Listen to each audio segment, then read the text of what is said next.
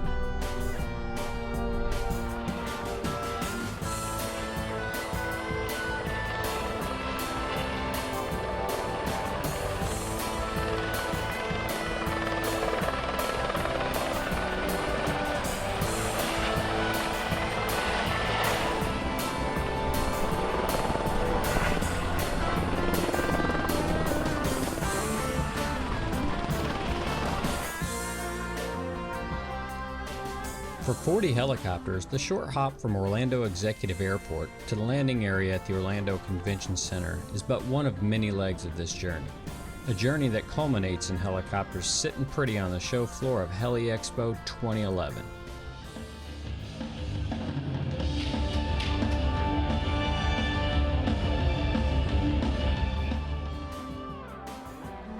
As an attendee and exhibitor of HELI-EXPO for many years, I took all those shiny helicopters sitting on the show floor for granted. I found myself wondering just how much effort, how many processes, and how many people had to be thrown into the front and back ends of the show to pull it off safely. With the obvious goal of the entire effort being safety, the biggest assets for the leaders of this parade are organization and communication skills. In the end, the points to be covered range from the giant items like pilot briefings and fire rescue, right down to the minutiae of making sure that all aircraft fuel vent lines are taped shut and batteries are disconnected. Now imagine a checklist with 100 check boxes representing all of the details that must be covered. Now multiply that by 40 aircraft and 40 pilots.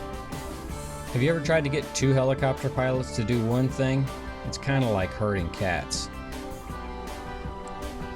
After all the administrative stuff is out of the way, the pilot safety briefing is the first hoop to jump through if you want to fly a helicopter into the show.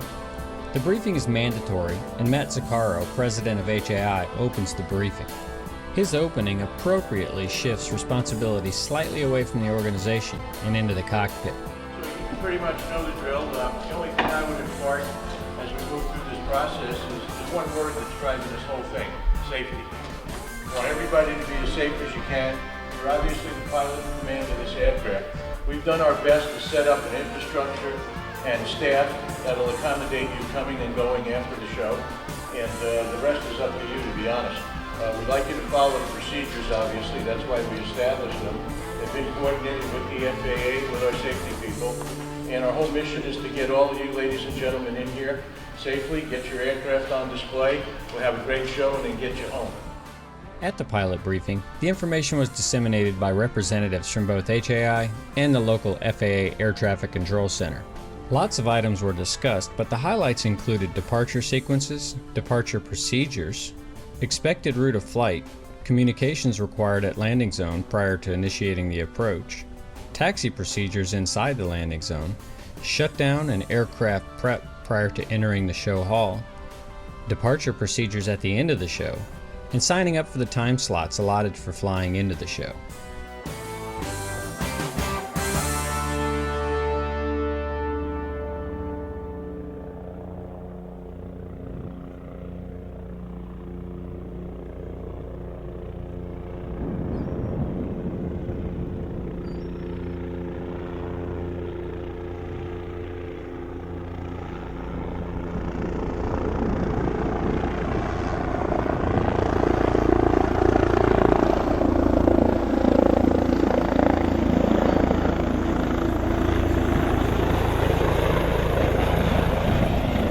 I had the opportunity to embed myself on 2 helicopters during the HELI-EXPO Fly In. One was the Erickson air crane, and the other was an Air Methods EMS-equipped EC-130, which was piloted by American Eurocopter Vice President of Flight Ops and Training, Dell Livingston. And ground helicopter 158 Alpha Charlie. November 158 Alpha Charlie. Yeah, 58 Alpha Charlie. We're just on this Echo Taxi Seaway. We're going to be cranking here pretty soon. We've been having quite a bit of airplane traffic taxiing by us, so if you could hold those until we depart, that would be great. You're the air crane, correct? That's affirmative, sir.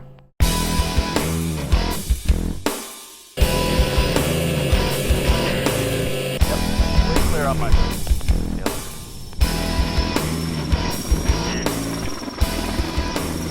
I wanted to follow the crane into the show not only because it's one of the star helicopters of the event, but also to witness how the air crane's size creates a massive challenge just getting it into the building.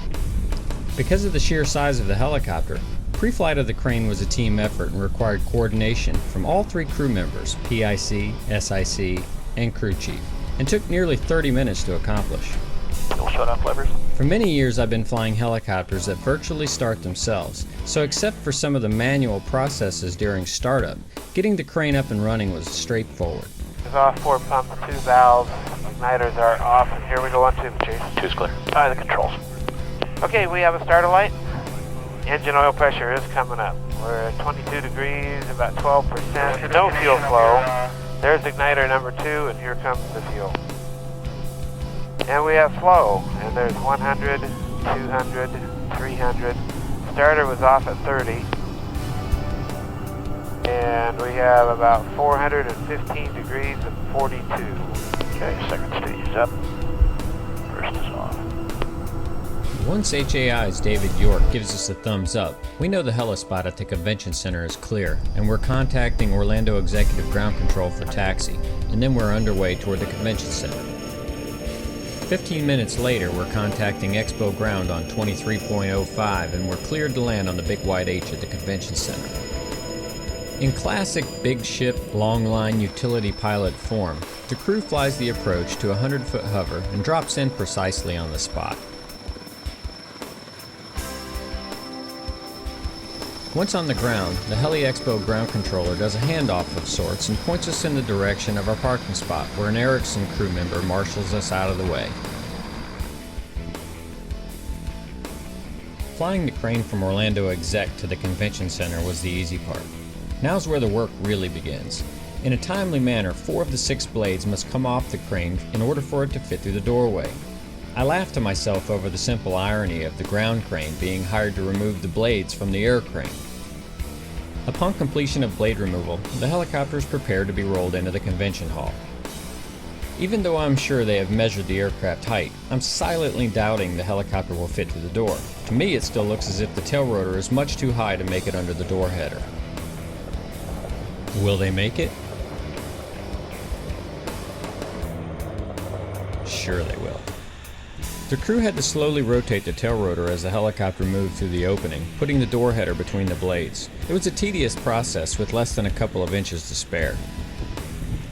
Once into the hall, it was smooth sailing back to the Erickson air crane display area, where the team would reinstall the main rotor blades and some other ancillary equipment.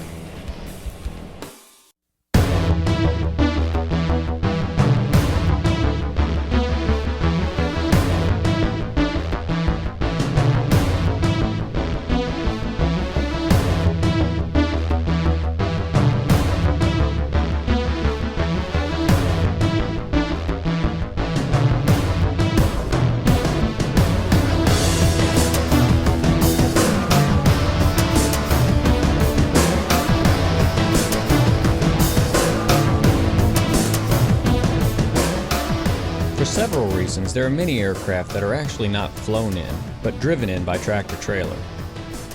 Some aircraft are mock-ups and are not flyable. Others are experimental, while some are trucked in simply because it's more cost-effective than flying. H.W. Farron is one of those companies who specializes in hauling helicopters all over North America and abroad. At this show, they were responsible for safely delivering the high-profile Sikorsky X2 and the S-76D model.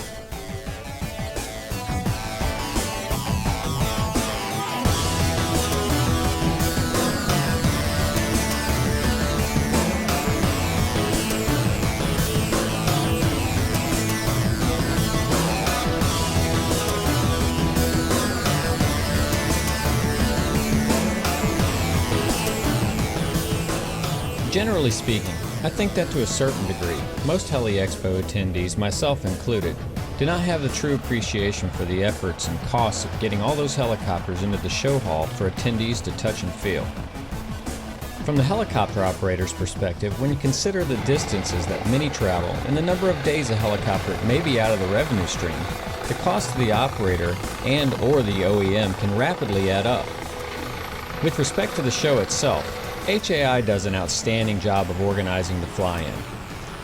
Creating a legal and safe infrastructure for the operators and pilots to work within is a huge task, and its success every year is a testament to the dedication of Mr. Harold Summers and to the entire HAI team.